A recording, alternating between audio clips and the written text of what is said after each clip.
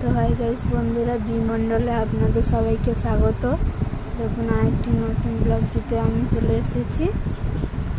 হয়তো আমার ব্লগগুলো আপনাদের পছন্দ হবে না।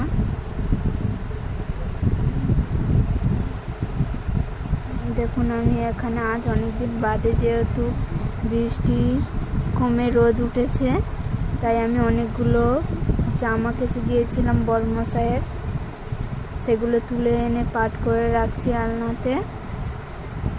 তো একটা মেয়ের কি বলুন তো, বাপের বাড়ি থাকাটা আলাদা এবং শ্বশুর বাড়ি থাকাটা আলাদা।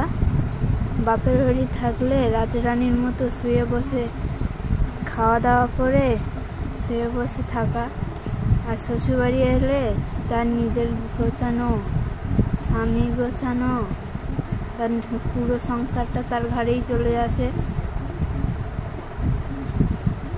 দেখুন এখানে আমি সেই জামাগুলো গুছিয়ে দিচ্ছিলাম। আমাকে যেহেতু মিনিটে মিনিটে জল খেতে হয়, তাই আমার নইলে গলা শুকিয়ে যায়। দেখুন এবার আমি ঘরটা ঝাঁট দিয়ে দেবো ভালো করে। মেয়েদের জীবনটা শ্বশুর বাড়ি থাকা আলাদা, বাপের বাড়ি থাকাটাই আলাদা পুরো।